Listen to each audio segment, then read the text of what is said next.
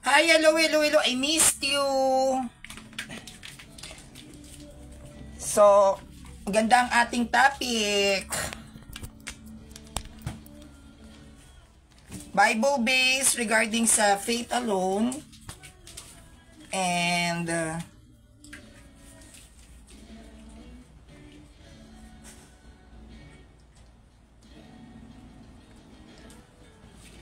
Bible alone, Bible-based tayo.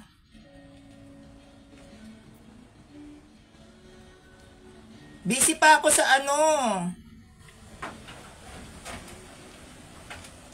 sa pagre-research regarding sa anak ni San Pedro, no? At ito ay kinuha natin sa traditions ng Catholic Church. At nire-research ko rin yung yung tungkol sa asawa ni San Pedro, no? At hindi ito mailalatag ng mga protestante kasi ang kasaysayan o history behind doon sa naging asawa ni St. Peter at naging anak ni St. Peter ay hindi po mababasa sa Bible. Ito po ay mababasa sa history and tradition of the Catholic Church. Tatalakayin din natin yung pagpapakasal ni San Pedro sa kanyang asawa. No? Tandaan natin mga kapanalig, si San Pedro at yung isang apostol na si San Felipe. 'Di ba meron tayong Apostle Philip, si Felipe, sabay silang nagpakasal. Yan ay ayon sa traditions ng Catholic Church. At meron din siyang naging anak, si San Pedro, at may naging anak din si Apostle Philip. No? May mga naging anak yang mga yan. Gayon din yung kanyang asawa, hindi itinala sa banal na kasulatan kung anong nangyari sa asawa ni San Pedro. No? Hindi alam paano siya namatay ba siya, naghiwalay ba sila? Hindi yan mabibigyang hustisya ng mga Protestant, wala silang traditions. Hi Kuya Allen Idalo, Formentera, hi po, magandang hapon. Kay Kuya Ande Contejo ng Davao City, hello po. Kay Kuya Ray Agaton, hello po sa inyo. Papaksain natin yung Bible alone ayon sa banal na kasulatan. At ano ba yung stand ng Catholic Church, yung buong stand ng Catholic Church, bakit hindi tayo faith alone? No, mas maganda kasi na mas lalo nating bigyang diin ang maling doktrina ng faith alone, no, para mas lalong maging matatag at matibay ang ating pananampalataya patungkol sa aral ng Iglesia Katolika, no? At napakahalaga na maintindihan natin tong mga to kasi kung hindi natin sasaliksikin kung bakit nga ba hindi faith alone ang Catholic Church, hindi tayo magkakaroon ng eagerness na i-defend ang ating simbahan. Kasi mas gusto ko na mas lalo nyong maintindihan, no, kung bakit ang Sanrio ay naninindigan na hindi faith alone ng Catholic Church, no? Hi Ate Julie Inamat ng Nueva Vizcaya, mag-iingat po kayo dyan. No, kay Ate Nanette Revilla Lopesillo Kapapas, hello po. Ayan, kakauwi ko lang. Galing po ako sa labas, no? Kay Kuya Bobong Jr. Uy Siliadura.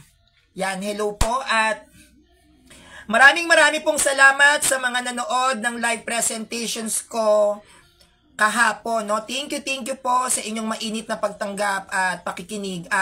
Dapat doon ako kay Kuya Jando magla-live sa page niya, but sadly, ni-report ng Baptist Church ang account ko. So, February 3 pa mare-recover. No, sunod-sunod kasi yung report sa akin ng Protestant. Nung nakaraan, ni-report naman ako ng INC. Tapos, ni-report din ng Protestant yung naging live ko sa page ni Kuya Jando. Hindi siya ma-share sa mga groups. No, ilan na po rin kasi ang live presentations ko sa page ni Kuya Jando na nire-report ng mga Protestant na hindi na rin ako hindi ko siya ma-share yung mga videos ko sa page sa Facebook ko mismo, no, kasi iba yung page ni Kuya Jando sa Facebook account ko. So, hindi ko siya ma-share yung ibang mga live presentations ko doon kasi nire-report po siya, mass report ng mga Protestant. And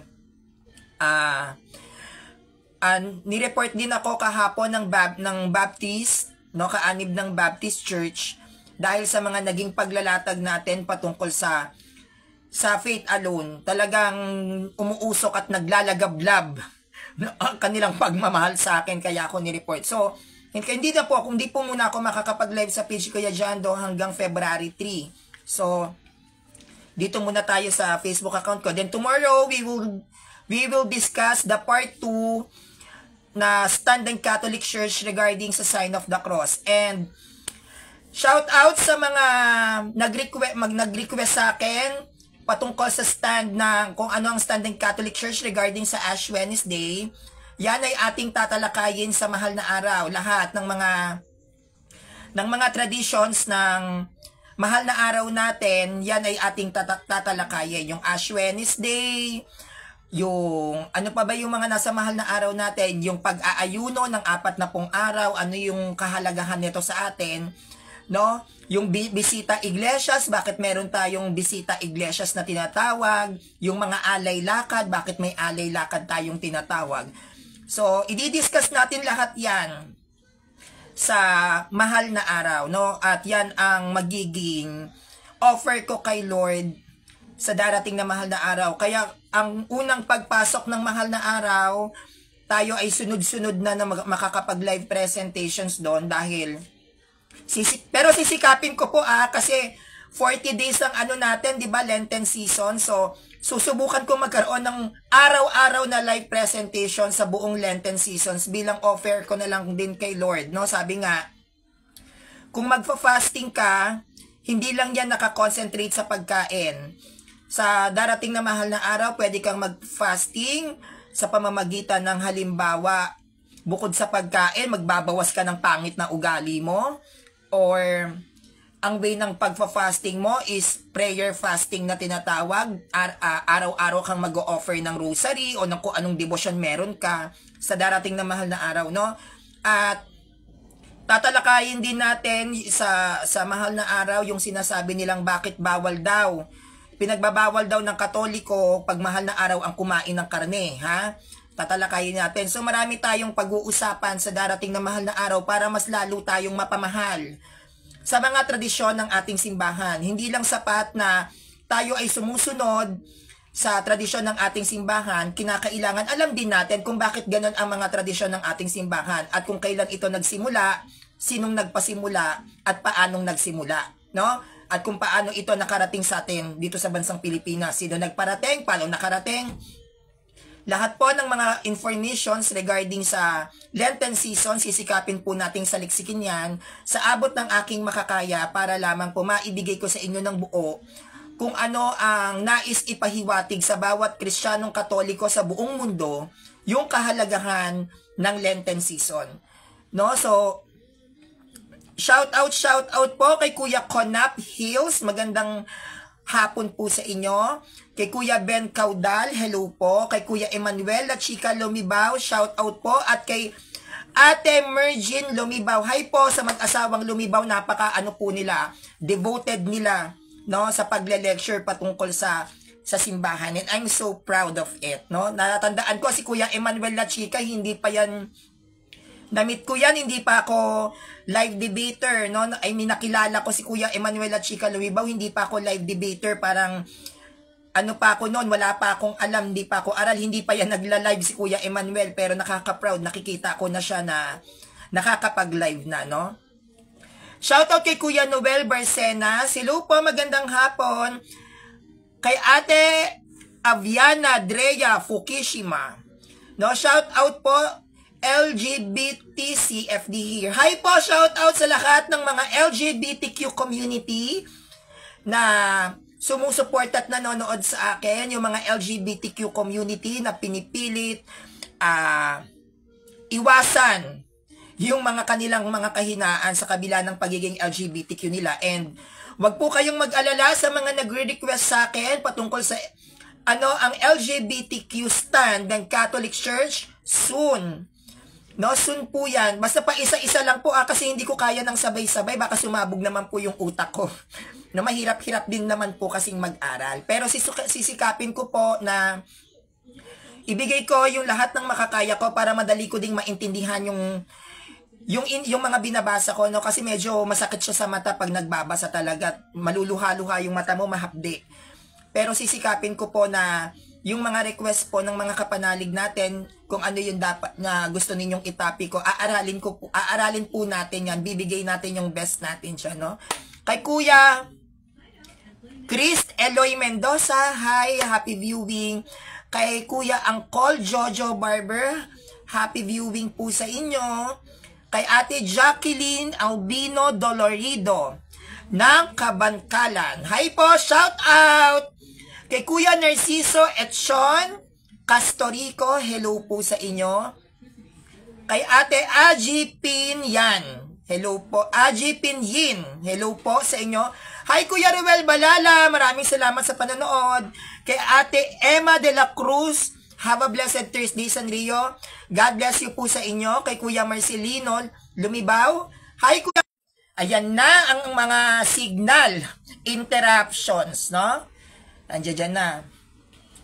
Kuya Robel Balala, shout out ng bagong baryo, Caloocan City. Kay Kuya Noy Padungaw Hansor, God bless you po sa inyo. Kay Kuya Oliver Esparagosa, hello po. Kay Ate Edeline Kababa, hello, shout out po sa inyo, na taga Dasma. Kay Kuya Joven A. Platilla, hi po. Kay Kuya Ben Caudal, hi po Kuya Ben, good PM San Rio, God bless you bro, ingat lang lagi kasi kailangan ka pa namin para marami ka pang matulungan tungkol sa Katoliko. Salamat sa lahat ng CFD, lalo na sa iyo bro San Rio, maraming salamat din po sa inyong walang sawang pagsuporta. Kay Kuya Jerome Solano, hi Kuya Jerome, what's up, what's up. Kay Kuya Ronaldo Villarin, hello po. Yan, nawawala-wala po yung ating kasignalan, no? Nawawala-wala ang ating signal. Demonyo nga naman. Teka lang ha, nawala yung ating mga binabasa para ma-shout out. Kay Kuya Orlin o Ate Orlin M. Mendoza, magandang araw po sa inyo. Kay Ate May Beatingo Barrera, hello, hello, hello Ate May. Kay Kuya Jumar Ladesma, Bible alone, saan mababasa sa Biblia? Well, soon! Tatalakayin din natin ng Bible alone na yan. To mga protestanteng to, nanggigigil ako sa inyo ha, nanggigigil ang San Rio. Kay Ate Rosalina Pornias, hello po. Kay Kuya Alibo Roberto, hi po. Kay Kuya Ronaldo Villarin, God bless po sa lahat ng CFD. Yes, God bless po sa lahat ng mga Catholic faith defender, mapa-live debater or written debater man. Pagpalain po tayong lahat ng Panginoon. Kay Kuya Joseph Nesterni Valdez, happy watching po. Kay Kuya Junsky Calyetong, happy watching. Kay Ate May Montero, happy watching po. Kay Kuya Jerome De Maluna, hi, hello. Yes, nakaabot ako sa live niya po. Opo, actually, kauwi ko lang, pawis na pawis pa ako. Kay Kuya Joseph Nesterni Valdez ng Negros Occidental sa Bais City. So, simulan na po natin ang ating presentations patungkol sa faith alone, kung bakit ang simbahang Katolika ay hindi faith alone. No? Kung mapapansin ninyo, halos lahat, actually hindi halos lahat, lahat actually ng Protestant ay faith alone. But why the Catholic Church is not a faith alone? Tayo lang ang bukod tangi na nasa ilalim ng Christianity ang hindi faith alone. Bakit nga ba? Dahil ang faith alone, yan ay Bible alone. No? Wala pong faith alone na hindi Bible alone. Kapag ikaw ay faith alone, Bible alone ka. Yun lang po yung definition dyan. Kaya hindi mo pwedeng paghiwalayin ang Bible alone at ang faith alone. Hindi mo pwedeng paghiwalayin ang faith alone at Bible alone. At ang faith alone na ito yung mga turo at aral na kung saan wala silang history. No? Kaya kapag kayo makikipag-usap, tanungin nyo agad, faith alone ka? Kapag sinabi niyang, yes, faith alone ako, alam nyo na kung paano magiging latag dyan. History. Traditions ang gigiba sa lahat ng faith alone. At dyan nyo madidistinguish agad, no? Na, oops, faith alone to, Bible alone to, alam ko na kung paano ko dedepensa. No? Kaya lahat po ng faith alone dito, yan ay Bible alone. At kapag Bible alone ka, protestante ka. At pag protestante ka, wala yang tradisyon.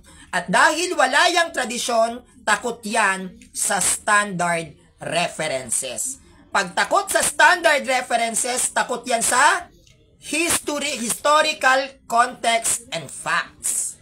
Takot yan sa kasaysayan. So kapag may na-encounter kayo ng mga sulpotski, latag agad.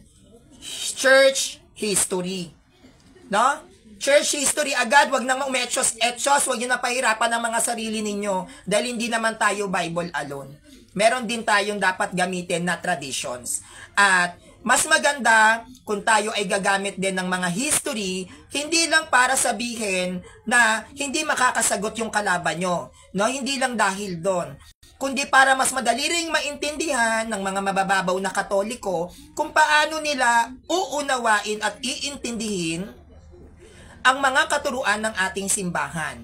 Like what I've said, hindi po natin pwedeng paghiwalayin ang Biblia at ang tradisyon, no? Kailangan lagi yang magkasama. Kaya kapag tayo ay gagamit ng Bible, dahil hindi tayo Bible alone, ang Bible ay binubuo ng eisegesis. Pag sinabing eisegesis, ito ay ginagamitan ng literal understanding, no? Ginagamitan ng literal understanding. At pag sinabi namang exegesis, ito naman ay ginagamitan ng standard references, historical context, no? Kasaysayan sa likod ng mga verses na ating binabasa. No, tandaan po natin yan ha. Pag sinabing eisegesis, yan yung mga salita na nababasa natin sa Bible na gagamitan lang siya ng literal na pangunawa. No? Kagaya ng, ito ang aking laman, ito ang aking dugo. Kanin ninyo ang aking laman, kanin ninyo ang aking dugo. Ang tawag dyan, eisegesis. Pag sinabing exegesis, o meron siyang historical context, ito yung katulad ng Matthew 16 verse 18, Pedro, sa ibabaw ng batong ito, itatayo ko ang aking iglesia. Walang pangalan, di ba? Aking iglesia. So, dahil walang pangalan yung iglesia doon, anong gagamitin natin doon? Exegetical context. Hahanapin ngayon natin yung mga traditions and history ng Matthew 16 verse 18. Bakit ganon ang pagkakasabi ni Kristo kay Pedro? Saan yun naganap? Anong taon naganap? No? At ano yung mga kaganapan sa likod ng Matthew 16 verse 18? Yun yung tinatawag nating exegetical context. No? May history yan, syempre. So, dito tayo sa OSAS. Pag sinabi kasing faith alone, no? Ang stand ng mga Protestant sa faith alone, manampalataya ka, ligtas ka. Basta pag may narinig kayo, faith alone, kailangan, ano yon? Matik yan. Pag sinabing faith alone, OSAS. No? Bakit OSAS? Once saved, always saved. ONCE. Once saved, always saved. No? Yan yung faith alone. Manampalataya ka, ligtas ka, o tinatawag nating OSAS. Itong OSAS na to, o yung sinasabi nating faith alone, ito yung paniniwala ng mga hindi Katoliko na naniniwala kay Kristo sa ilalim ng Kristyanismo. No? So sa madaling salita, ang turo ng faith alone ay paniniwala po yan ng mga Protestante. So kung merong Katoliko na naniniwala na sa faith alone, hindi ka Katoliko. Heretiko ka. Ang tunay na Katoliko ay hindi naniniwala sa aral ng faith alone. Pag naniwala ka sa faith alone at Katoliko ka, heretiko ka. Pag sinabing heretiko, naniniwala sa maling katuruan. No? Kaya kapag kayong mga kapanalig ko ay tunay na Katoliko, tayo ay hindi faith alone. Dahil hindi po nagtuturo ang ating simbahan ng doktrinang faith alone ay dapat mong paniwalaan. Okay. Ngayon, itong OSAS o yung faith alone na to, ito yung aral o doktrina ng mga protestante na kanilang ginagamit para wasakin ang ating simbahan. Dito sila kumukuha ng maraming tao. Kaya nga pansin nyo, lahat ng mga protestante, faith alone, dyan nila kinukuha yung mga tao. Bakit? Kasi ang doktrina po ng faith alone, yan yung pinakamadaling kaligtasan. Can you imagine? Manampalataya ka, ligtas ka, di ba? Bibigyan ko kayo ng senaryo. Nakita ko yung kaaway ko. No? Nakita ko, nagkasalubong kami. Sinugi ko ngayon. No? Nakita ko kunyari sa palengke. No? Binaunan ko ngayon ng balisong. Namatay. So, paano yon? Diba? Paano yon? Kapag gumawa ka ng masama sa isang tao na ikipanahamak o napahamak siya ng dahil sa yon. Halimbawa, nakapatay ka ng tao, pumatay ka ng tao, halimbawa. Paano yon? Halimbawa, nakapatay ako ng tao on the spot. So, on the spot din na nampalataya ako, ligtas na ako. Gamitan natin ng mga logic, no? Ng mga logic, yung doktrina ng protestante pagdating sa faith alone. Nakita mo, halimbawa, yung matalik mong kaibigan na may lihim kang galit. Nasa isang bangka kayo. Ngayon, intention mo siyang tinulak dun sa bangka at nalunod. Namatay. Ay yung on the spot na yon, kapag nanampalataya ako, ligtas na agad ako kahit nung oras na yon pinapatay ko yung best friend ko. Hindi pa pwedeng ganon. Kasi lalabas, magkakaroon ng isang matibay na dahilan ng isang tao na pwede palang gumawa ng mali. Na pwede kang maging masama sa kapwa mo kasi okay lang yan. Kahit patayin ko to, manampalataya lang ako, ligtas na naman din ako.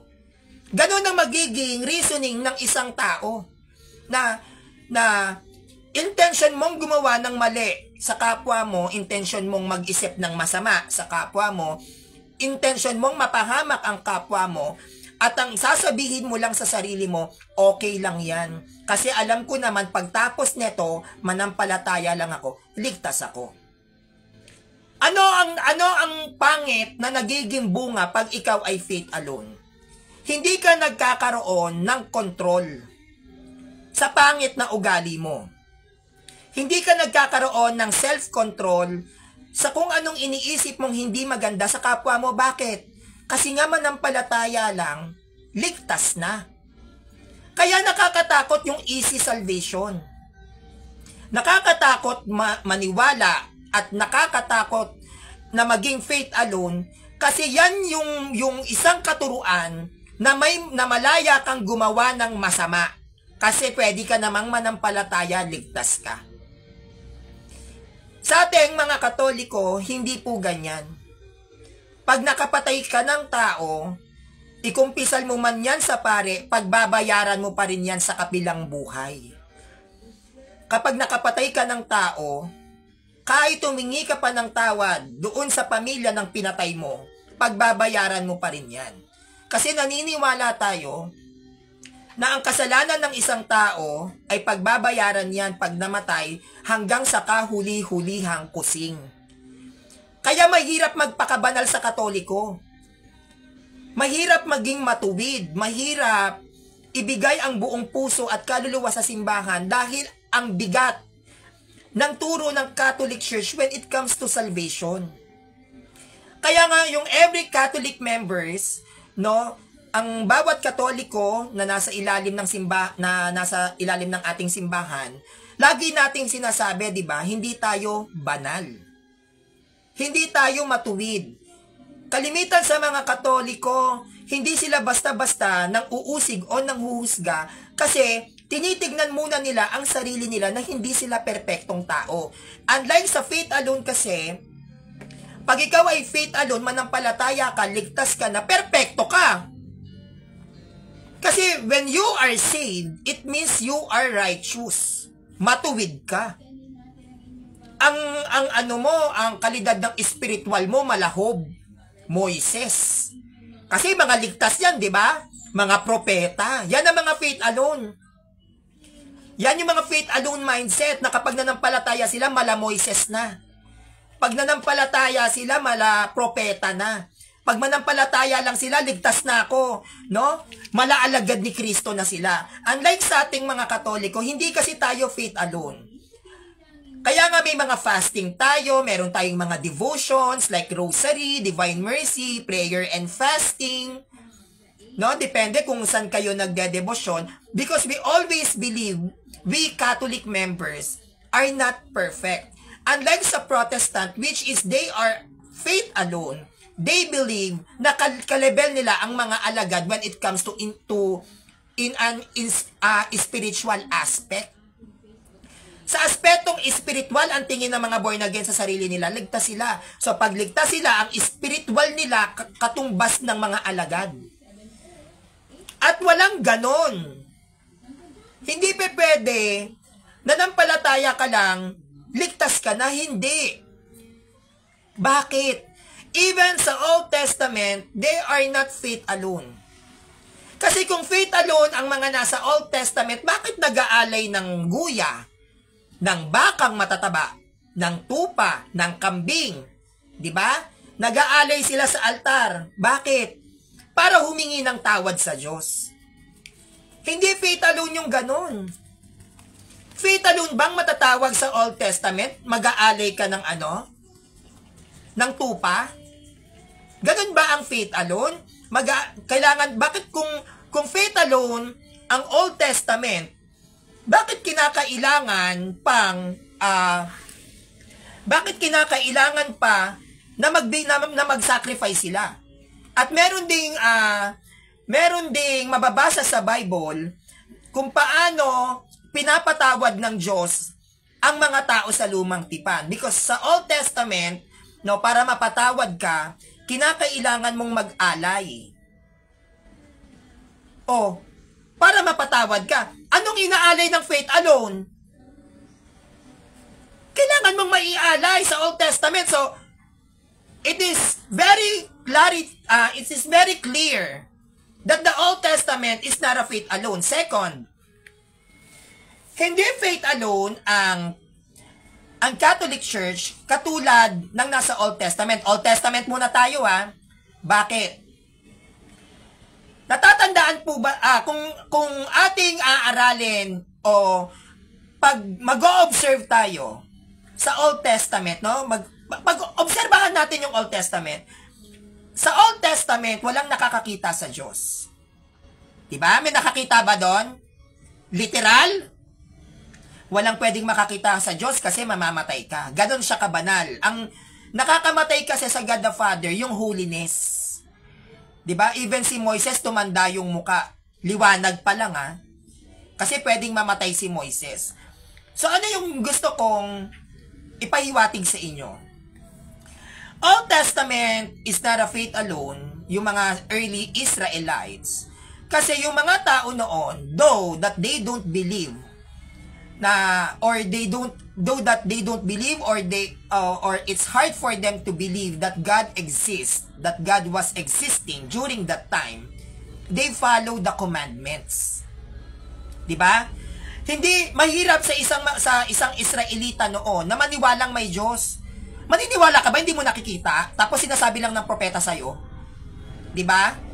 Parang anong nangyayari ngayon sa INC, Anghel si Manalo. Siya ang huling sugo ng Diyos. 'Di ba? Ganon tayo eh. Ikaw ba maniniwala ka Anghel si Manalo? Not unless makita mo siyang may pakpak.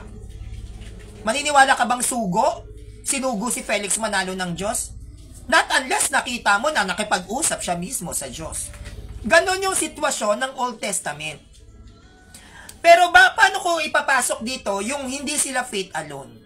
Though that they don't see God, though that they don't know kung nagsasabi ba ng totoo tong mga prophets na to dahil hindi nga nila nakikita eh. Remember, tayong mga tao ay visual creatures.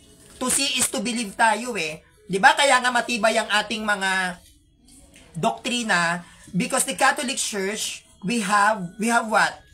Traditions. We have standard references at pinapatunayan niya ng kasaysayan. That's why, mas lalong lumalalim yung faith natin na, ay oo, Catholic Church is a true church kasi may history. Pero kung wala, nataon din na walang history o traditions ang Catholic Church, mahihirapan din tayong maniwala. Diba? Parang lalabas dyan, kailangan natin lagi ng basehan. Kailangan syempre may basehan ka dun sa pinaniniwalaan mo. Pero doon sa mga Israelites, wala. Basta lang nagsalita yung mga propeta, nandyan yung Diyos. Nasaan? Basta maniwala ka, nandyan ang Diyos. Okay. Diba? Now, paano sila hindi naging faith alone? Paano? Ang mga Israelites before, though na hindi sila naniniwala, sumusunod. Isa-isahin natin. Noah's Ark. Doon tayo sa arko ni Noah. Ha? Arko ni Noah. Yung pagsunod ba ni Noah sa Diyos na dapat siyang gumawa ng arka, faith alone ba yon? Matanong ko lang po, yung paggawa ni Noah ng arka, faith alone yun? Hindi niya nakita Diyos. Hindi niya nakita ang God the Father. But, etong si Noah, sumunod. Gumawa ng arka. Diba? Noah's Ark. Yung paggawa ng ark, ng arka o ng arko, hindi po ba yun paggawa? Inutusan siya ng Diyos na bigla kumilos. No? Inutusan siya ng Diyos na kumilos at gumawa ng arka dahil sa kanyang pananampalataya na ang kanyang kausap ay Diyos kahit ito'y hindi niya nakikita, sinunod niya ang Diyos. Diba? Sinunod niya ang Diyos. Yung pagsunod na yon, yung pagsunod mo sa Diyos dahil ikaw ay nananampalataya na siya ay Diyos, no, yung pagsunod na yon at nilakipan mo ng gawa, hindi po faith alone yun. Bakit ba sumunod si Noah doon sa Diyos na gumawa ka ng arka? Gugunawin ko yung mundo sa pamamagitan ng tubig. Susunod ka ba kung wala kang pananampalataya? Meron bang taong sumusunod na walang faith? Pwede ba yon? Susunod ka sa isang utos na wala kang faith? Hindi pwede yon. Walang ganon. Diba? Walang ganon. At kapag ikaw ay may faith sa Diyos, it means naniniwala ka. Diba? Naniniwala ka. So meaning to say, nung nag-utos ang Ama dito kay Noah na gumawa ng arka, itong si Noah ay may pananampalataya. At dahil sa pananampalataya ni Noah doon sa Ama, yung kanyang pananampalataya ay nilakipan niya ng paggawa. Sa pamamagitan ng paggawa ng arka. Diba? So, yun yung sinasabing pananampalataya na dapat may kalakip na gawa. Paano siya gagawa ng arka kung hindi siya kikilos? At bakit siya gumawa ng arka? Dahil sa kanyang pananampalataya sa Diyos. Kaya, malinaw kay Noah pa lang yung pananampalataya ni Noah sa Diyos ay nilakipan niya ng gawa sa pamamagitan ng pagbuo ng isang arka na siyang magliligtas sa mga hayop at sa mga tao sa pagkakalunod. Kaya hindi tayo faith alone. Old Testament pa lang wala pong turo na faith alone. Ikalawa, Moises. Alam naman natin na si Moises ang isa sa pinaka-highlights ng Old Testament. Sa kanya nagsimula yung Ten Commandments, no? Sa kanya nagsimula yan. Kung pag-aaralan natin ang buhay ni Moises, Si Moises ay dating pagano. Siya ay nasa ilalim ng isang hari na paraon. No? Kapatid niya yung yung prinsipe ng mga paraon o ng mga pharaoh na tinatawag. No, kapatid niya sa labas. Kasi during that time, nung panahon na nabubuhay pa yung hari ng paraon at baby pa si Moises, no, pinapapatay yung mga sanggol. Pinapapatay nung hari para ialay doon sa kanilang Diyos-Diyosan na pagano. Dahil sa takot ng pamilya ni Moises, si Moises ay ipinaanod yan sa bati, sa tubig. At aksidente naman na nandoon yung reyna. No? At nung nakita nila si Moises na nandoon nga sa isang basket na nakalutang, ito ay inampon ng mag-asawang anang hari at ng reyna. Kaya siya napasa ilalim sa mga pagano diyan sa Ehipto. Ngayon, nung si Moises, no, ay nagkaroon na napunta na sa tamang edad, hindi ba? Siya ay aksidenteng nakapatay. Nakapatay yan Moises. At nahabag siya. No? Doon sa ginawa niyang kasalanan, anong sabi ng kanyang kapatid na prinsipe ng Egypt noon? Sabi ng kanyang kapatid, di ba, na huwag ka mag-alala. Ako ang Diyos. Pinatawad na kita. Pero kahit na ganon yung naging sistema ng kanyang kapatid, hindi pa rin na-satisfied si Moises. Hanggang si Moises ay naglakbay sa desert para hanapin yung kanyang sarili. Inuusig siya ng kanyang konsensya. At sa kanyang paglalakbay sa desert, meron siyang nakitang nagliliyab na, hindi ko alam kung punong olibo yun nagliliyab siya. Hindi siya namamatay yung apoy. Diba? Nung nakita niya yun, pumasok si Moises doon, diba? Sabi pa nga sa kanya ni nung boses na nagsasalita na, "O Moises, hubarin mo ang iyong panyapak sapagkat ang dakong ito ay banal." Diba? Ganon kahuli yung lugar. Aksidente na nakita ni Moises. Yung nakita niya tong halaman na ito, hindi ko alam kung punong olibo ba yun. No, yan yung mga sikat noon na katawagan na pagdating sa mga halaman sa Old Testament. Yung nakita niya yon ni Moises,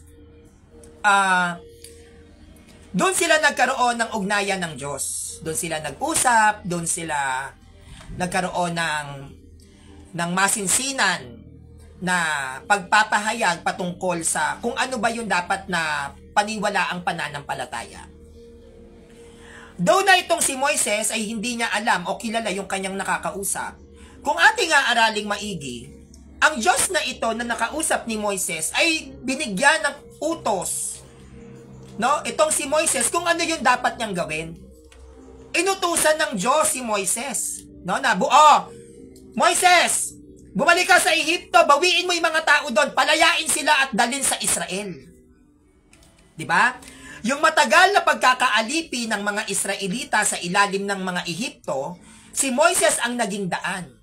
Tanong, kung faith alone si Moises, manampalataya ka lang, ligtas ka, bakit kailangan niyang pumunta sa Egypt?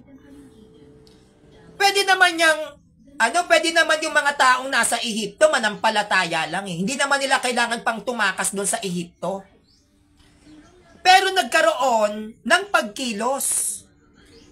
Diba? Nagkaroon ng pagkilos. Pumunta si sa pananampalataya ni Moises, doon sa kausap niya, bagamat hindi niya naiintindihan, sino ba to? Sino ba itong nag-uutos sa akin? Diba? Bagamat hindi niya kilala, hindi niya alam kung sino ba yun, nanampalataya si Moises.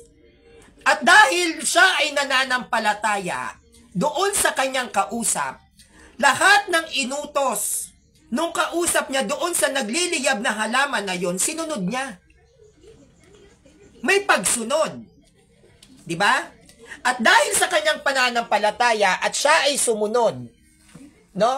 Siya ay sumunod doon sa ipinag-uutos, no, nung kanyang nakausap, nagpunta siya sa Ehipto. Yung paglalakbay ba ni Moises, hindi ba yun paggawa? Paggawa yun. Bakit? Dahil sa kanyang pananampalataya, doon sa kausap niya sa nagliliyab na halaman, pananampalataya niya sa Diyos, siya ay kumilos. Sinunod niya yung utos niya. Yung kanyang pananampalataya sa Diyos, nagkaroon ng bunga. At yun yung paggawa.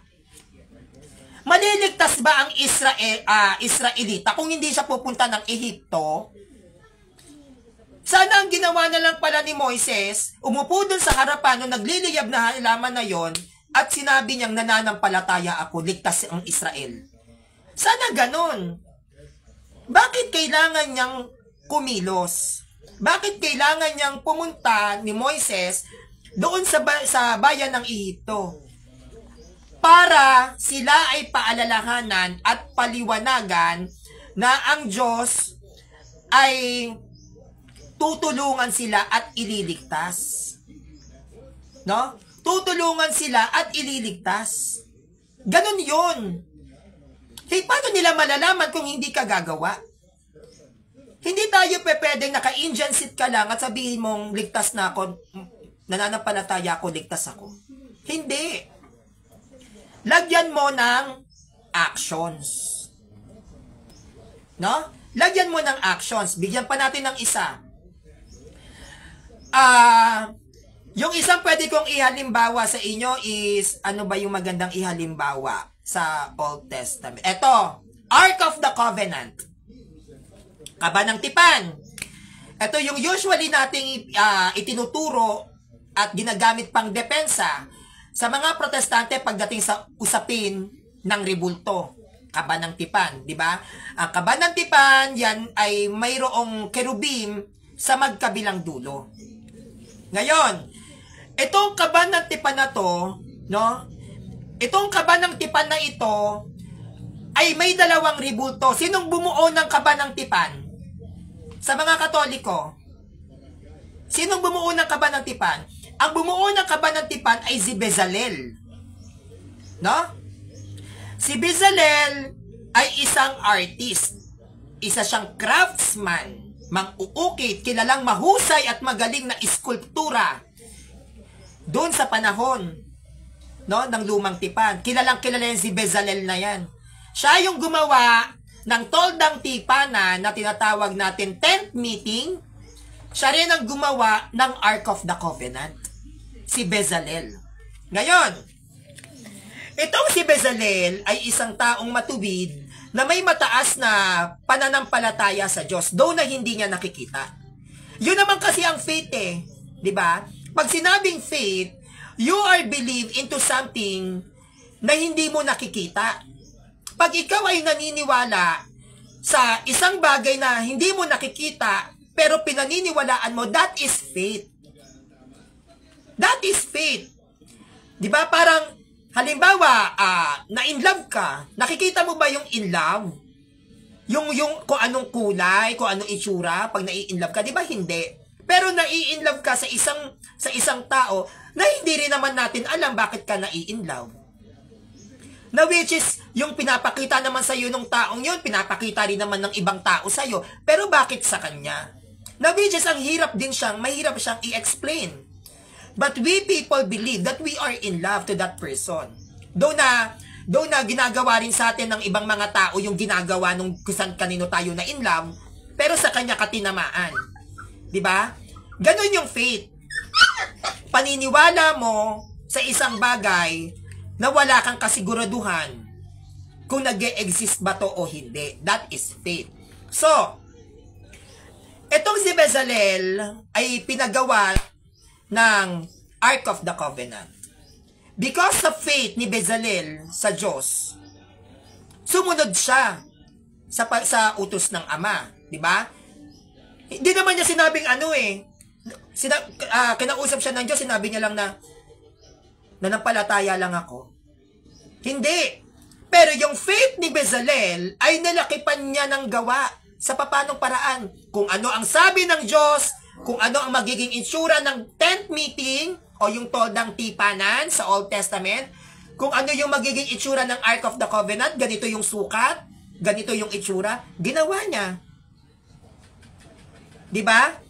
So, meaning to say, yung pananampalatayang meron si Bezalel, no?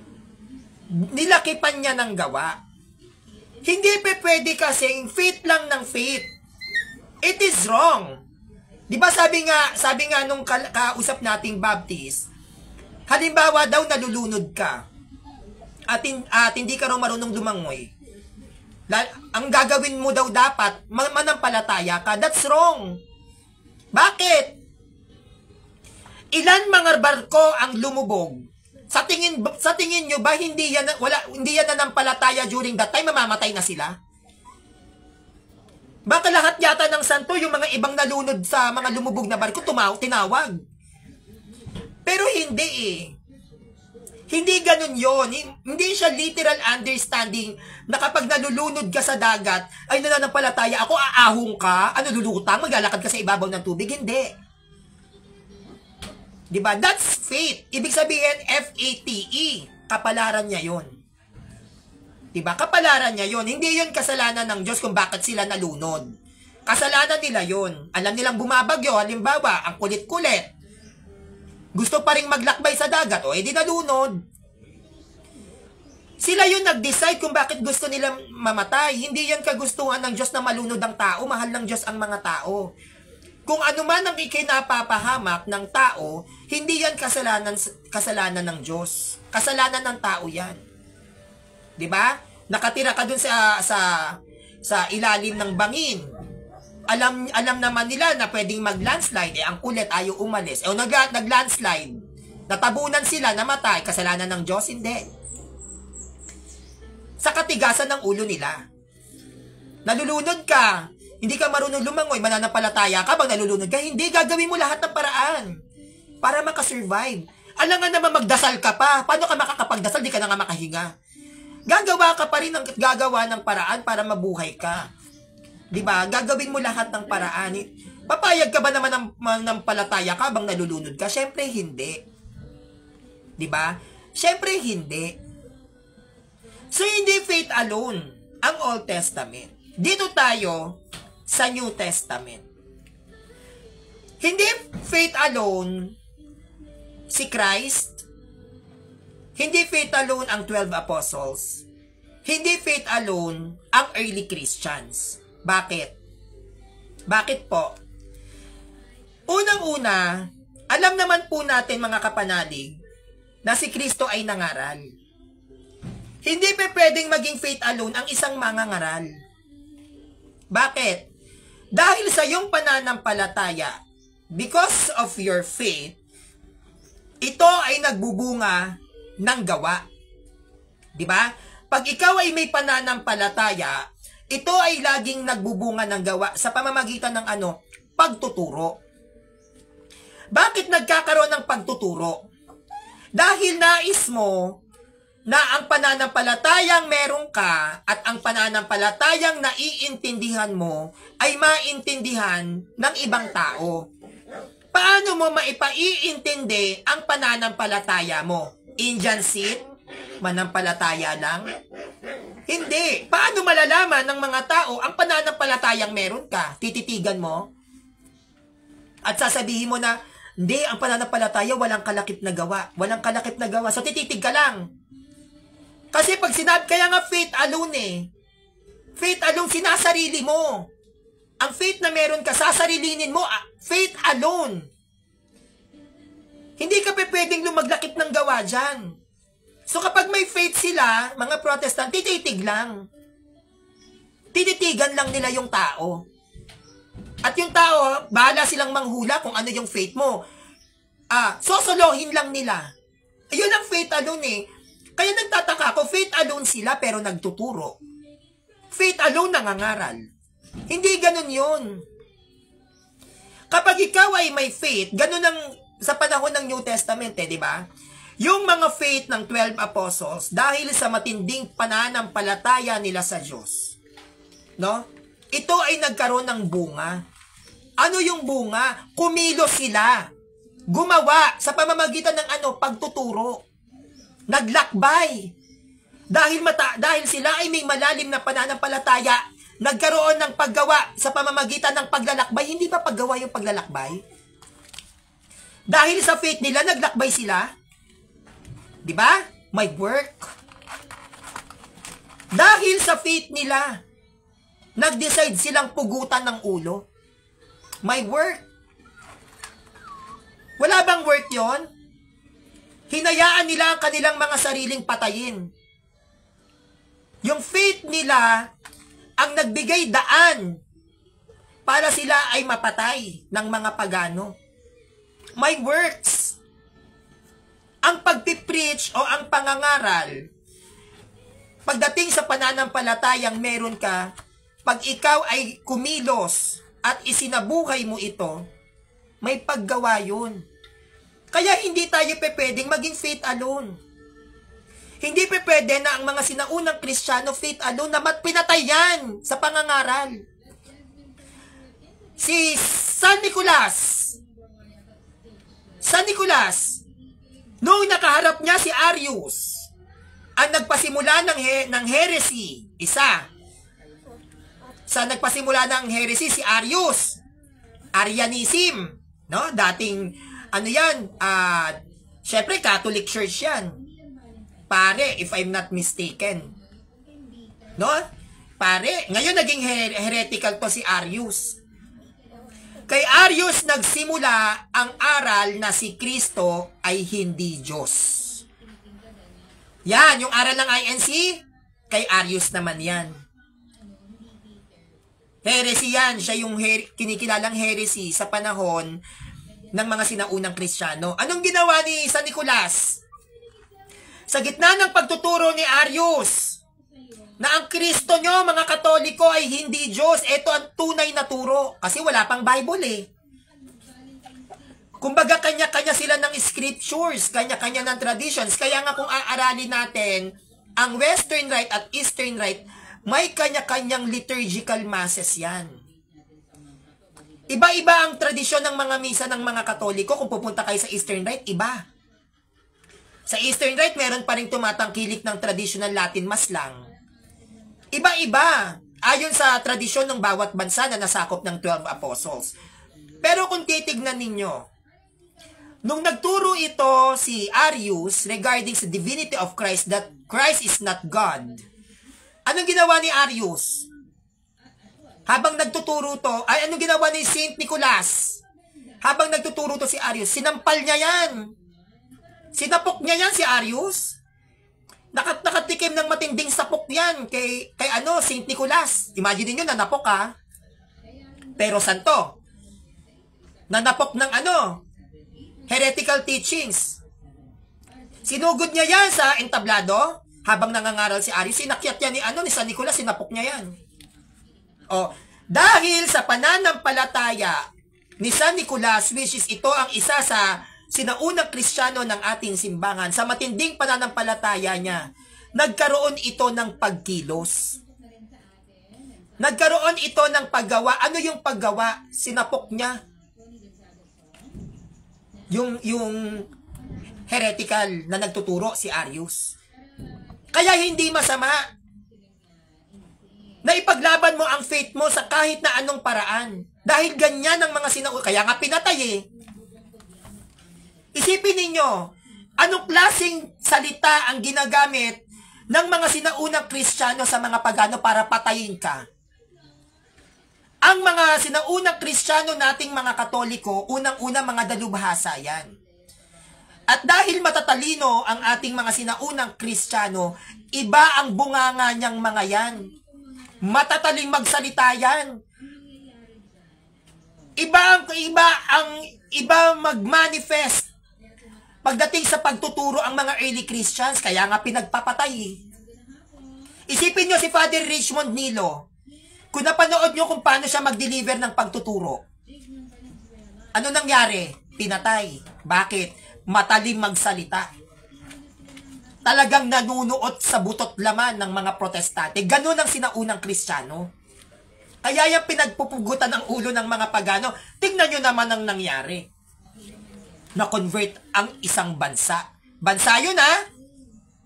Na-convert. Sumusugod yan. Nakikipagbardagulan yan, tagus-tagusan ng mga bunganga niyan. Lalo na kapag Catholic, early Christians natin, nagkakaroon yan ng debate. Yang Bible natin na nabuo, hindi yan basta-basta inaprubahan, din nagkaroon ng matinding debate ang mga konseho dyan. Bakit? Taas ng kilay kay St. Jerome.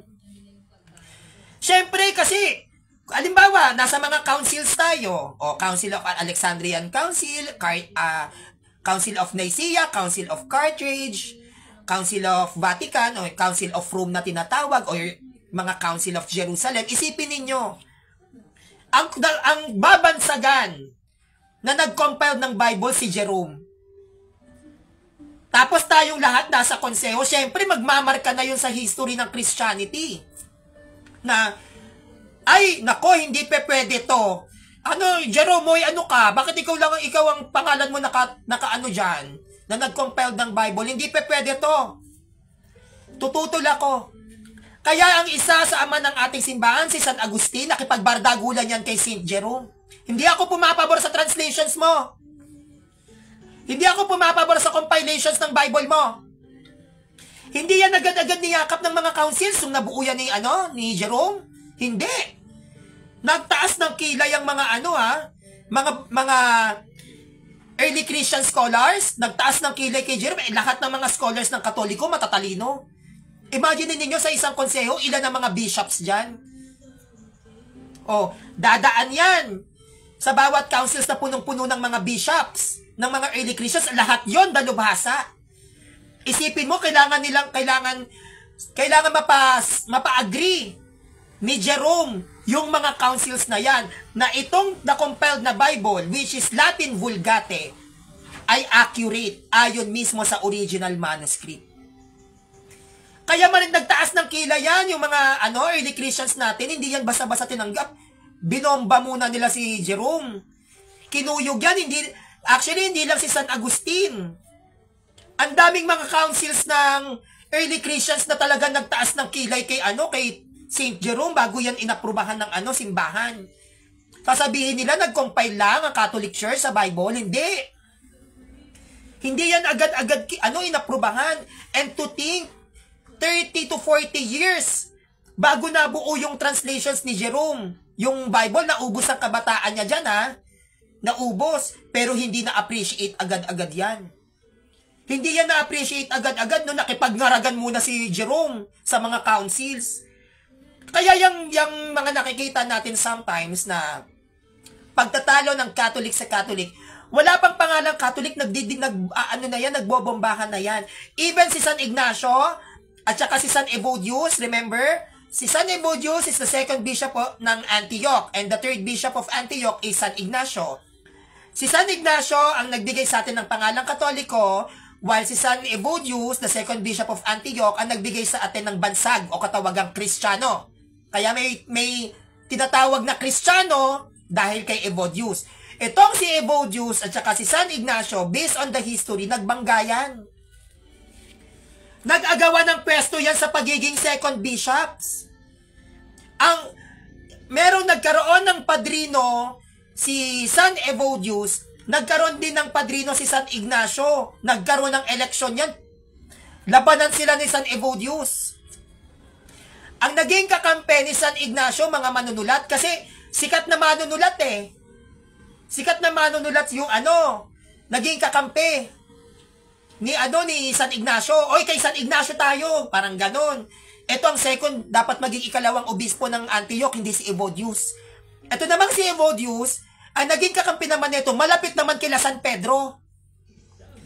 Kaya yung naging decision ng ordination kung sino ang magiging second bishop ng Antioch, si San Evodius. Dahil ayon sa ibang mga scholars, ayon sa ibang mga sinasabi ng mga traditions o ng history, dahil malapit yung naging padrino ni Evodius kay doon kay kay tawag neto, kay San Pedro, napili si San Evodius, kaya yan naging second bishops. Pero bago yan mahalal si San Evodius na maging second bishops, naglaban muna sila ni San Ignacio.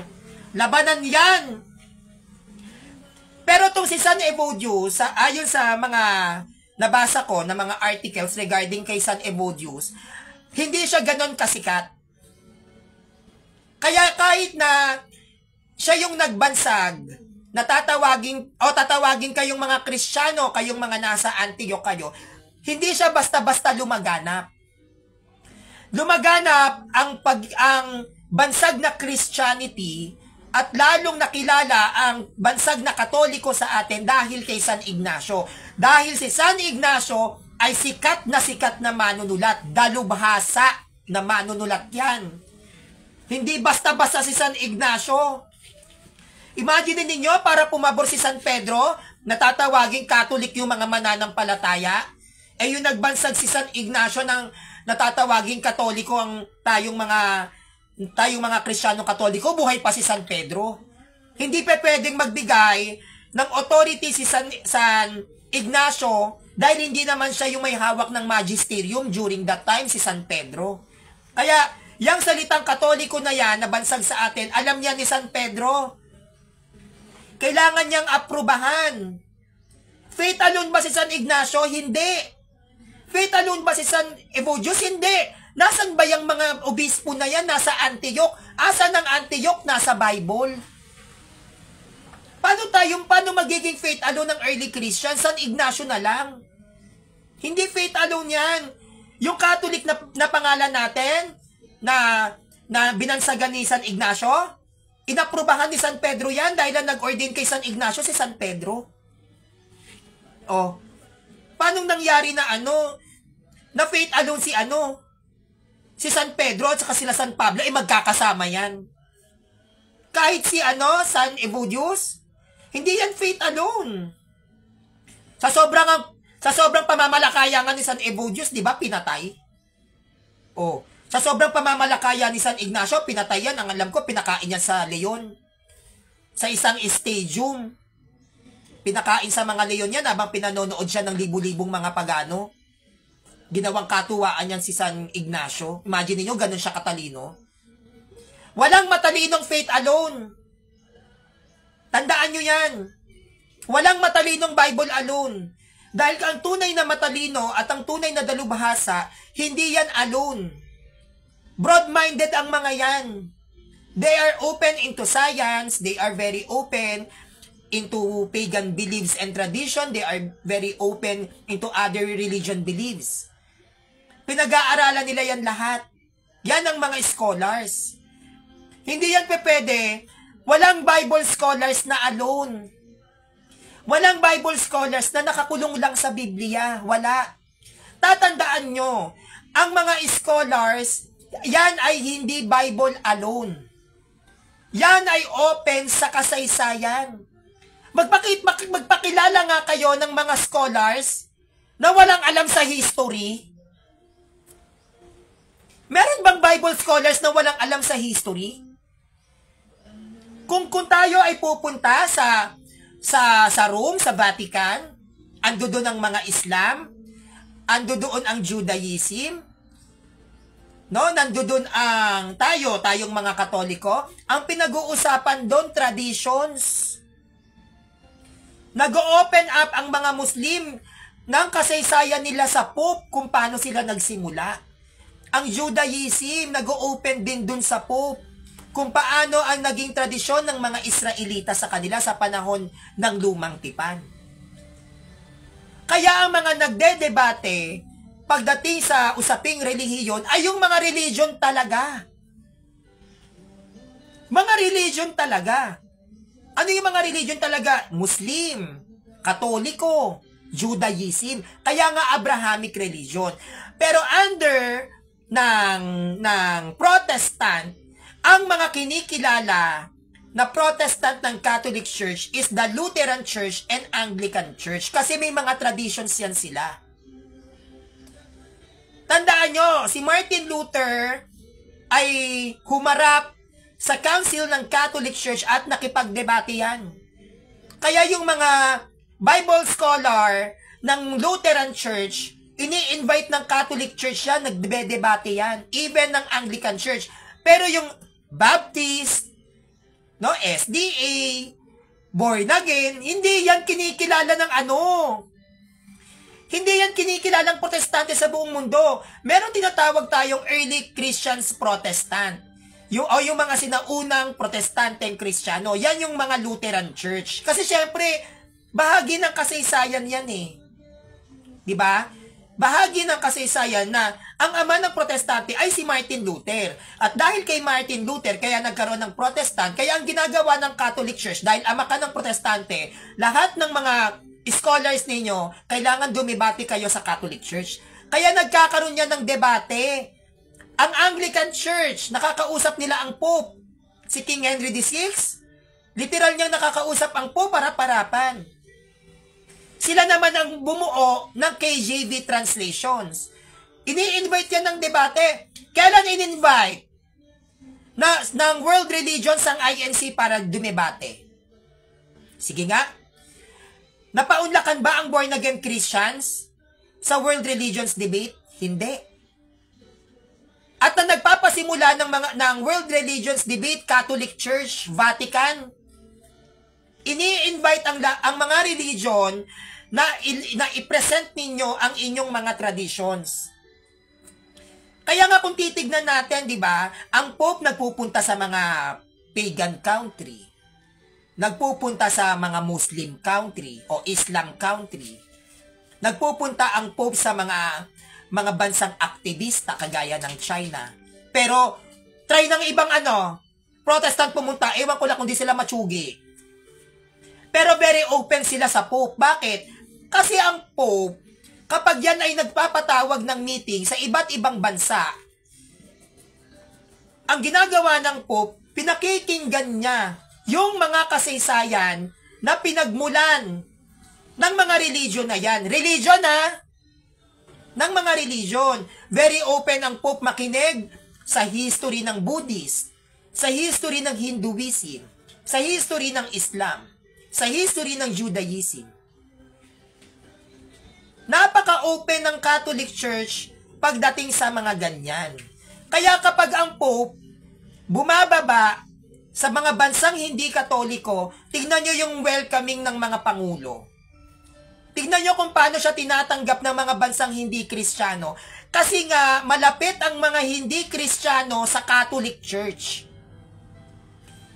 Kaya nga, diba, meron tayong paniniwala na oras na saktan o patayin ng mga hindi Katoliko ang Pope, magkakaroon ng gera. Gera yan! Oo! Yung rito, yung sa Pilipinas ba naganap yun, yung nabaril yung Pope? Humingi ng tawad sa kanya yung, ewan ko kung Muslim yata yung bumaril sa Pope yung nasa Pilipinas, diba? Kay Pope John Paul II. Kung yung time na yon namatay ang Pope, tapos dito pa sa Pilipinas, yung, kung ano ang kinaaaniba nun, uubos. Ay nako, ang daming Katoliko na na makapangyarihan sa lipunan. Hindi papayag ang mga kaanib. Napatayin nyo Pope namin, hindi namin kayo inaano. Magkakaroon ng gera yan. Kasi, ganon kataas ang pagyakap ng Pope sa mga religion. Kaya hindi big deal yung mga protestante na nagsasabi na faith alone ang tunay na doktrina. Hindi naman kilala yan eh. Hindi naman yan kilala eh. Ang mga protestante ay sumibol sa Rome. Sa Rome nagsimula yan lahat. Sa Vatican. Ang mga protestant, sa Vatican nag-start yan. Martin Luther, ano ba si Martin Luther? Dating pare. O, dasan ba yung mga pare? Vatican. O, yung Anglican Church, Church of England. Nagpapasakop yan sa Vatican. Hindi pa pwede na bilang isang protestante ka, magsisimula ka sa Amerika, di tandong may Vatican sa Amerika. Bilang isang protestante, magsisimula ka sa Pilipinas, may Vatican ba sa Pilipinas? Ang pag sinabing protestante, ikaw ay lumalaban sa katuruan ng Katoliko. Sa Pilipinas ba nag-start ang Katoliko? Di ba sa Roma? So dapat dahil sa Roma, nagsimula ang Katoliko o Katolisismo na inilipat na galing sa Jerusalem, inilipat yan sa bayan ng Roma. Doon nagsimula yung Protestante sa Rome. Ang INC galing Rome? Talaga ba? Ang Baptist? Nagsimula sa Roma? Lahat, tandaan nyo, lahat ng Protestant nagmula sa Roma. Dahil wala pang Protestant noon. Ano ang ibig kong sabihin? Lahat ng mga Protestant, nagkatoliko yan noon. Lahat ng mga lumaban sa Catholic Church, mga dating katoliko yan. Dahil wala namang Protestant noon, di ba? So yung mga Protestante na yan yung mga itiniwalag ng simbahan o yung tinatawag nating excommunicado. Ang unang nagtiwalag, simbahang Katoliko, hindi INC. Yung sinasabi nilang walang pagtitiwalag sa simbahang Katolika, that's wrong. Tayo unang nagtiwalag, tininiwalag yan si Martin Luther. May INC na ba? Tayo ang unang nagtiwalag. At lahat ng Protestant, tiwalag ng Katoliko yan. Anong pinagsasabi nilang walang tiwalag ang Catholic Church? Hindi nila inaral ang tinatawag na excommunication, excommunicado, katulad ng SSPX.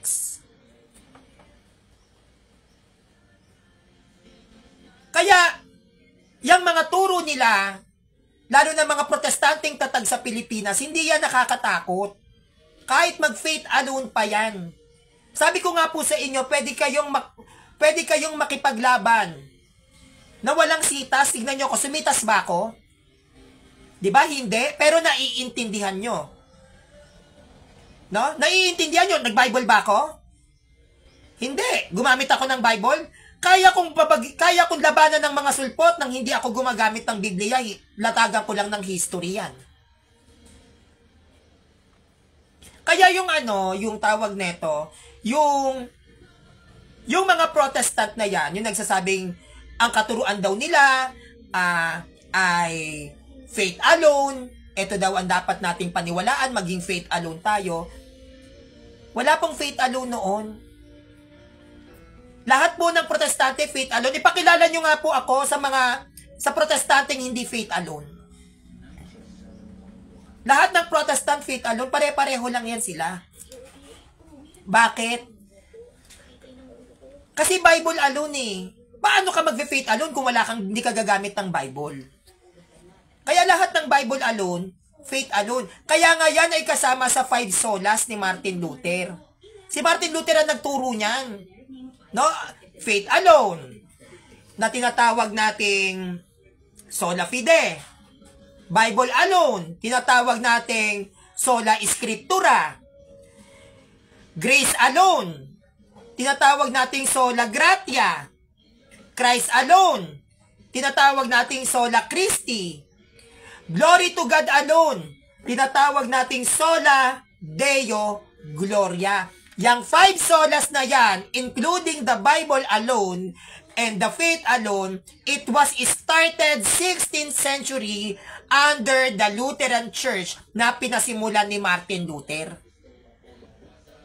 Si Martin Luther ang nagturo ng faith alone. At yung faith alone doctrines na yan, ang siyang inilatag niya rin sa mga konseho. Kaya nagkaroon ng matinding pagdedebate dyan. Si Martin Luther ang unang dumibate sa mga Katoliko, hindi Iglesia ni Cristo. Hindi Baptist, hindi Seventh-day Adventist, hindi MCGI. Hindi Jehovah's Witness. Ang unang nakipagdebate sa mga Katoliko, Lutheran Church, Martin Luther. Isa yan sa inilatag niyang presentations, faith alone. Kaya lahat ng mga faith alone, yan ay minana nila sa katuruan ni Martin Luther. Dahil literal at direkta na si Martin Luther ang sumugod. Sumugod yan eh.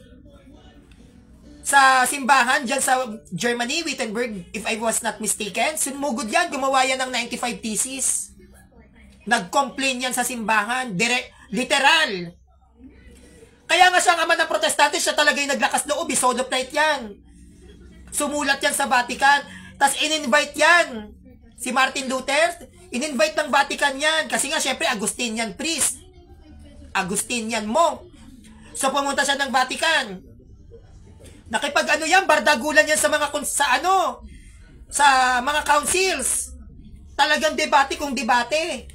Matitindi mga naging kadebate niya ni Martin Luther, mga Bible scholars ng Catholic. Bakit?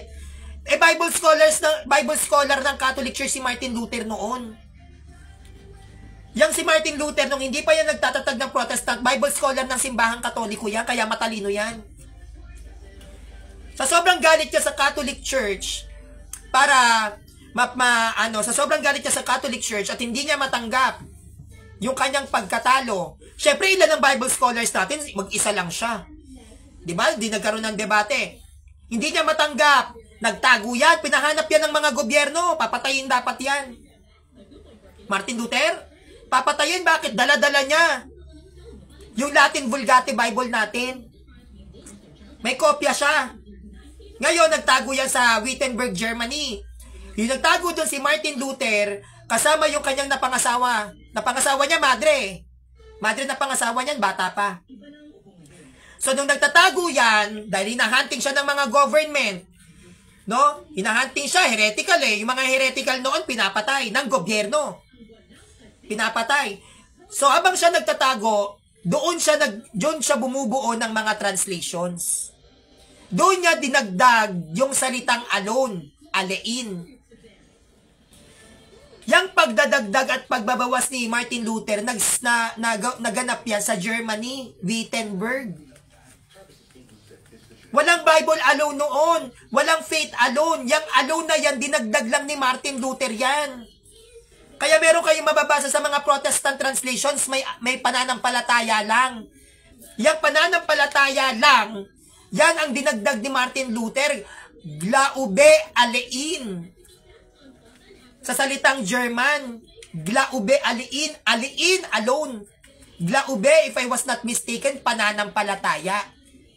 Kaya pag sinabing pananampalataya lang, sa wikang German, glaube alein ang tawag dyan. Yan ang dinagdag ni Martin Luther na inadapt ng mga Protestant. Hindi naman talaga yan dapat dadami. Hindi naman talaga yan dapat dadami. Dapat talaga Lutheran Church lang. Yung nakuha na ni Martin Luther, yung mga Katoliko, dahil si Martin Luther, isa siyang Bible scholar ng Catholic Church, pangalawa, professor. Professor yan. Ngayon, dahil professor tong si Martin Luther at walang kaalam-alam ang Catholic Church during that time, nagturo yan sa mga Bible scholar na nag-aaral. Tinuruan niya ng Protestant doctrines na siyang inadapt ng mga Bible scholars. At tong mga Bible scholars na to, nagturo, naging professor, nagturo din. Ang tinuro nila, yung doctrines ni Martin Luther, kaya yan kumalat. Pero noon ang Protestant lang, Lutheran Church pa lang noon. Wala pang mga Anglican Church, Lutheran lang. Nagsulputan na lang yung mga Anglican Church, yung Methodist, Presbyterian, yan, nagsulputan na yan, nung panahon na si Martin Luther ay nag-asawa ng madre. During that time, sa batas ng Germany, napakahigpit ng Christianity doon. Bakit? Para sa kanila, karumal-dumal ang pare at madre naging mag-asawa. Nakakadiri yun. Para kang pumatol sa sa kapatid mo. Inasawa mo kapatid mo, ganun yung tingin ng mga tao kapag isa kang pare tapos inasawa mo madre. Nagpakasal pa. Nagpakasal yan. Nagpakasal yan silang dalawa ng madre. Nung nalaman ng mga Bible scholars na naturuan ni Martin Luther na nagpakasal si Martin Luther sa madre, nadismaya. Nadismaya yung mga tinuruan niya. Anong ginawa? Doon nagsimula ang pagtatatag nila ng kanya-kanyang sekta. Doon na sumulpot ang Presbyterian, doon na sumulpot ang Methodist. Kaya nga 'di ba ang sinasabi, ama ni Martin Luther yung mga sulpot.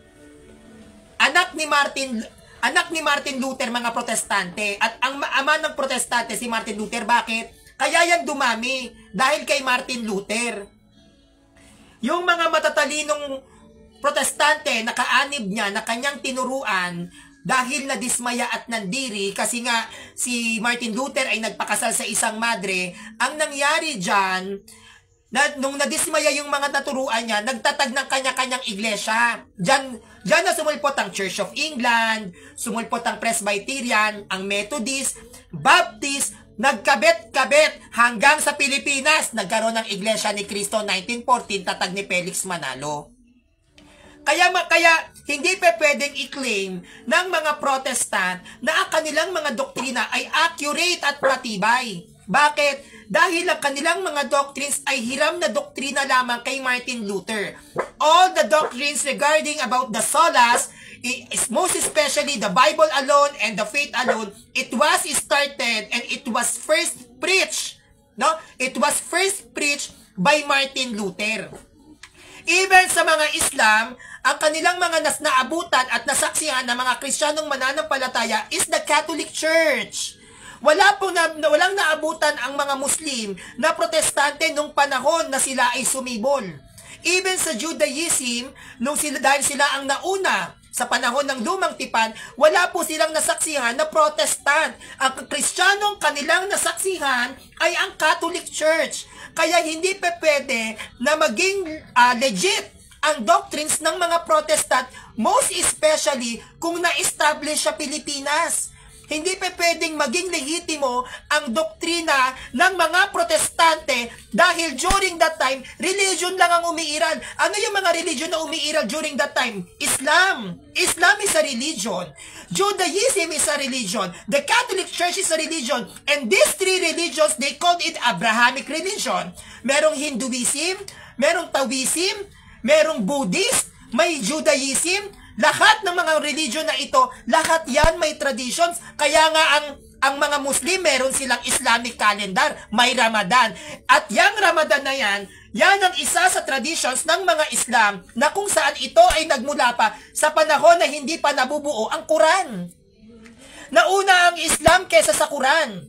May Islam na wala pang Quran. Binubuo pa lang ang Quran ng Islam, umiiral na ang Islam, kaya meron silang traditions. Just like the Catholic Church. Meron ng Catholic Church, wala pang Bible. Kaya nung habang wala pang Bible, meron din kaming traditions. Isa na dyan ang mahal na araw.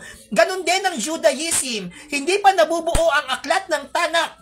Hindi pa nabubuo ang aklat ng Tanakh, meron ng traditions ang Judaism. Ganon din ang Buddhist.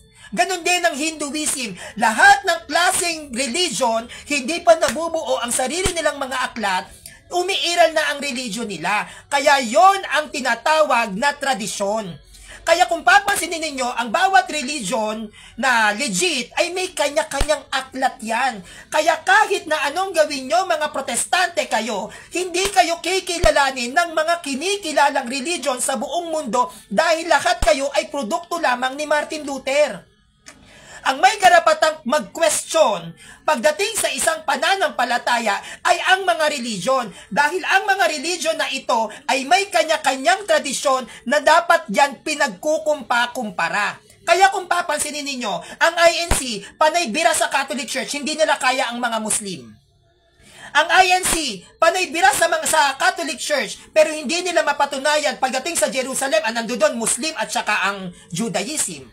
Bakit? Kasi alam ng mga religion kung sino ang tunay na Kristiyano.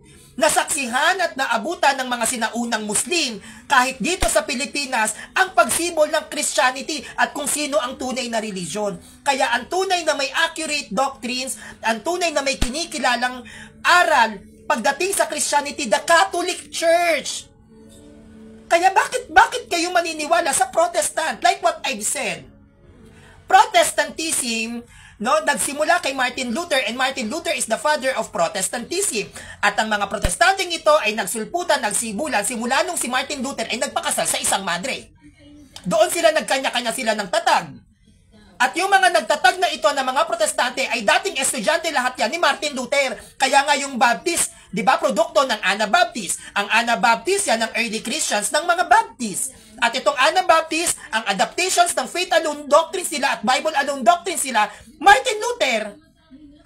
Lahat ng mga yan ay bunga ni Martin Luther. Dahil ang Protestant lang na umiiral noon ay walang iba kundi ang Lutheran Church. Kaya kung meron man ditong maninindigan kung sino ang may karapatang magturo ng Biblia, Catholic Church, dahil lahat ng religion, even ng Islam, alam nila sino nag-compile ng Bible. Hindi natin pwedeng ipagsiksikan at ipagpilitan ang isang aral na hindi naman accurate. Dahil kahit anong gawin nilang pamamali sa doktrina ng simbahang Katoliko, hindi nila matatakasan kahit kailan ang katotohanan that the Catholic Church compiled the Bible, the Catholic Church was exist, hindi pa nabubuo ang Bible. Ang Katoliko ay kinikilala ng mga world religions as a religion. Ang Catholic Church ay may tradisyon dahil wala pang Bible, tradisyon ang ginagamit ng Katoliko para i-convert ang mga pagano at gawing Kristiyano. At ang Catholic Church ay hindi faith alone. Dahil hindi naman tayo Bible alone. Because during the times and the era of the early Christians, hindi pa po nako-compiled ang Bible. Kaya malabo na mag-exist ang faith alone. Like what I've said, pag ikaw ay faith alone, you are a Bible alone. And the early Christians is not a Bible alone because during that time, on their era, the early Christians era, they don't ever use a Bible. They are just using the Tanakh, which is the Old Testament, and the traditions of the Catholic Church, which is Jesus Christ teaches these doctrines to the 12 apostles, even the disciples. Nagturo ang mga apostol sa pamamagitan ng bibig dahil ang 12 apostles ay illiterate. They don't even know how to write and how to read. So that is the reason why the Catholic Church hindi nakapag-compile agad ng Bible dahil ang 12 apostles ay nagturo sa bibig lang. Hindi yan nagsusulat. Ang nagsulat ng katuruan ng 12 apostles ay yung kanilang mga disciples. Remember, ang mga 12 apostles ay hindi marunong magbasa at hindi marunong magsulat. Ang nagsusulat niyan yung kanilang mga sekretary.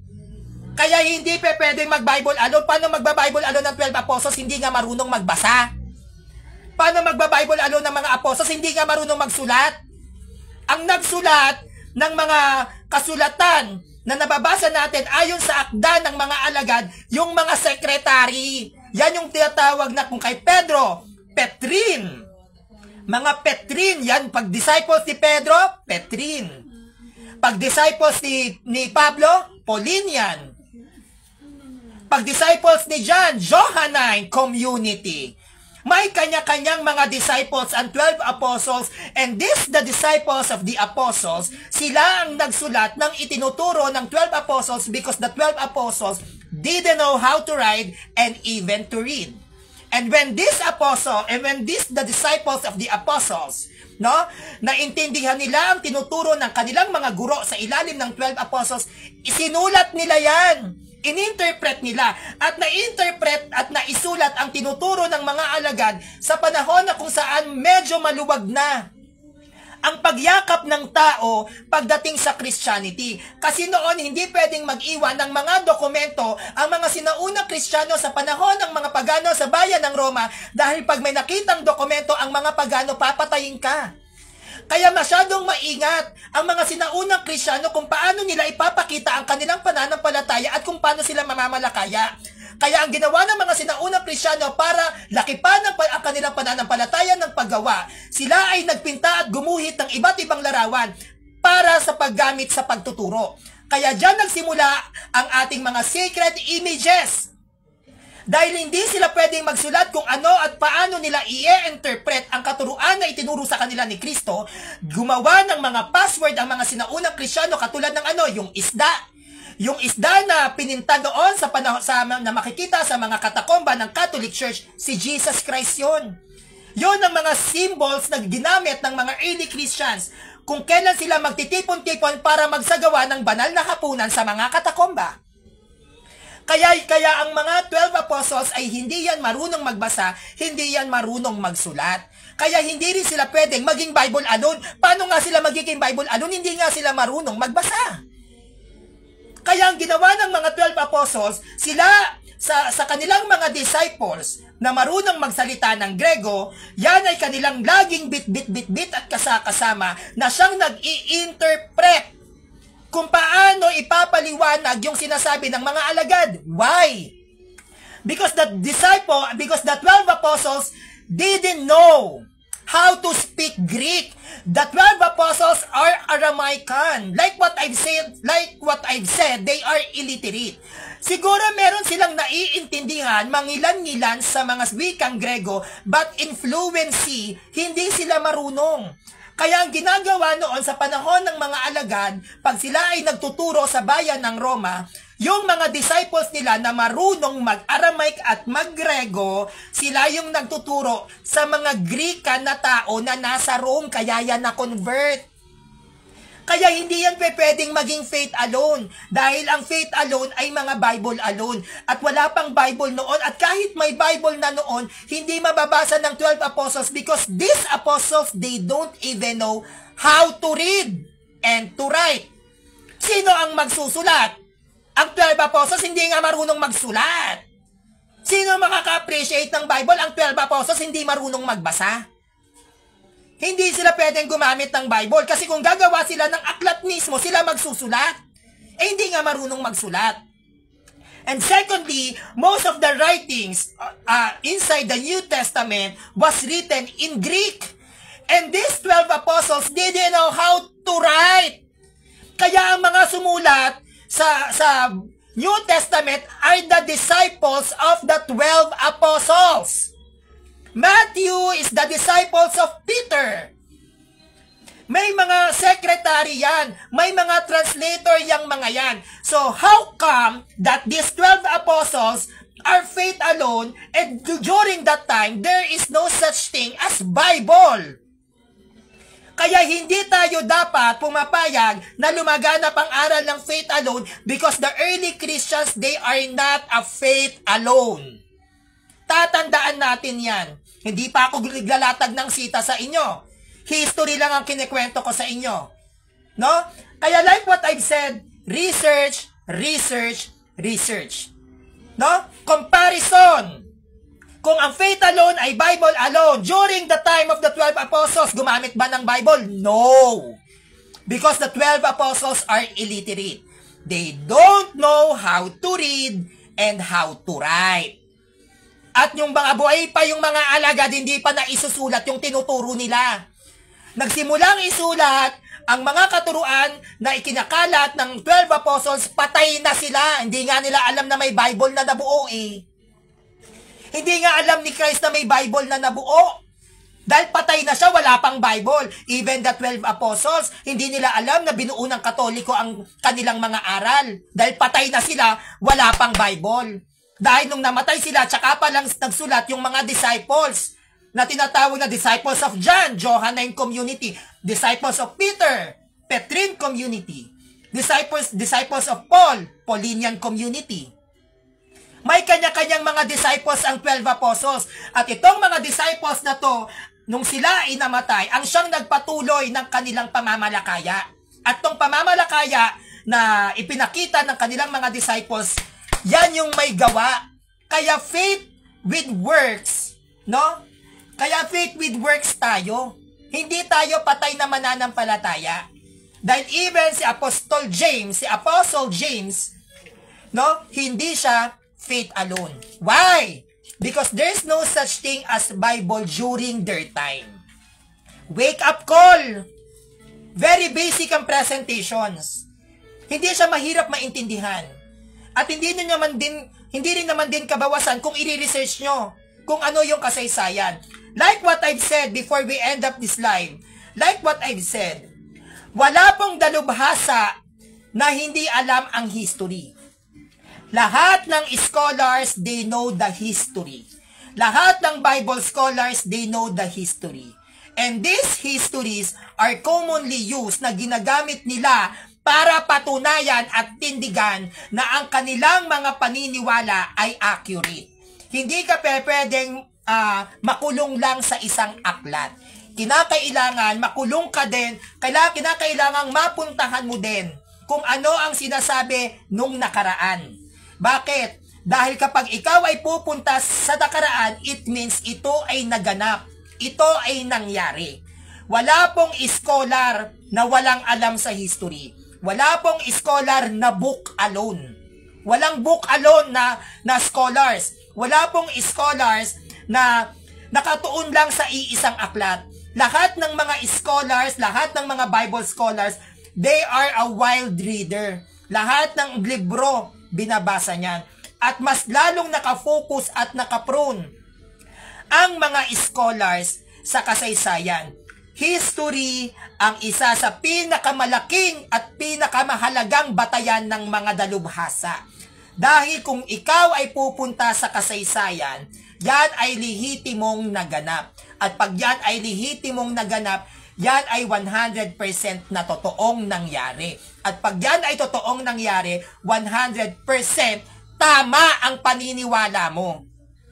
At tayo lang mga Katoliko ang may kasaysayan pagdating sa pananampalatayang tinanggap natin mula sa mga apostol na dinala sa bayan ng Roma, na dinala ni San Pablo at Santiago sa bansang Espanya, sa ilalim ni Magellan sa kanyang paglalayag, dinala ang Kristyanismo sa Pilipinas na dating bansang pagano na ngayon ay Katolikong Kristiyano, na siyang tinanggap natin ngayon, lalong-lalo na nating mga na nasa modernong panahon, ang ating pananampalataya ay mula mismo sa tatag ni Kristo sa bayan ng Jerusalem. Matthew 16 verse 18. Pedro, sa ibabaw ng batong ito itatayo ko ang aking iglesia at ang pintuan ng Hades ay hindi makakapanaig laban dito. Walang iba kundi ang one Holy Apostolic Catholic Church.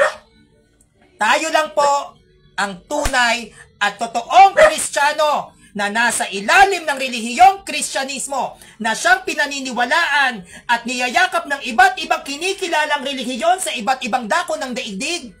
Walang iba kundi ang Catholic Church, ang Iglesia Katolika Apostolika Romana. Sana po nag-enjoy kayo sa ating paksa patungkol sa Stand de San Rio sa Faith Alone. At lagi po nating tatandaan, when we are defending the Catholic Church, hindi po tayo Bible alone. Dapat aralin din natin yung mga kaganapan sa ating pananampalataya ayon sa kasaysayan. Dahil ang ating simbahan ay mayaman sa kasaysayan. Kung atin lamang sasaliksikin at aaralin ang kasaysayan ng Catholic Church, 100%. Katulad ni San Rio na taong na noon ay hindi karapat dapat na pumasok sa simbahan, ako ay na-inlove sa kasaysayan ng Catholic Church. Kaya kung gusto nyong ma-inlove sa simbahang Katolika, research the history of the Catholic Church. At dyan papasok ang ating katuruan pagdating sa traditions. Pag alam nyo ang traditions ng simbahang Katolika, pag inaral nyo ang history of the Catholic Church, wala nang sino mang protestante ang makakagiba sa inyo. Dahil ang pag-aaral patungkol sa naging kasaysayan ng simbahang Katolika ay kailanman hindi masisitasan ng mga Bible-around na protestante na naging produkto ni Martin Luther. 16th century, unang taong nagrebelde at nagprotesta sa ating simbahan. 40,000 denominations nagsama-sama, pilit pinababagsak ang ating simbahan, pero ni isa sa kanila walang nagtagumpay at walang makakagiba kahit na sino sa tunay at totoong tatag ni Kristo, the Catholic Church. The Catholic Church is not a faith alone because the Catholic Church is the true church. The early Christians is not a faith alone because the early Christians is not a Bible alone. So magsama-sama tayong mga Katoliko, depensahan ang ating simbahan, depensahan din natin ang mga kapanalig nating Katoliko laban sa mga mandolokong bulaang propetang ito. No? Magkaisa tayo, ipagtanggol, protektahan natin ang ating simbahan at huwag po tayong mapapagod mag-aral dahil ang talino ay kayamanan. Sabi nga ni Ernie Barong, knowledge is power. So yun lang po, please subscribe on my YouTube channel, San Rios TV, at Sana nagustuhan niyo yung presentations ko na hindi pa ako gumagamit ng biblical, no? Ito ay stand ko, no, kapag ako ay humaharap sa mga faith alone, kung paano ko ipapaliwanag sa kanila yung stand ng Catholic Church sa faith alone. Like what I've said, huwag kayong mape-pressure sa mga sitas, huwag kayong mape-pressure sa mga Bible, because the Catholic Church is not a Bible alone. Meron po tayong traditions, at ang traditions na yan, kung gagamitin ninyo sa mga protestante, kahit isang sitas, wala silang mailalatag sa inyo. Dahil alam ninyo na ang tradisyon ng Simbahang Katolika ay kayamanan nating mga kaanib sa ilalim ng Iglesia Katolika Apostolika Romana. Maraming salamat po.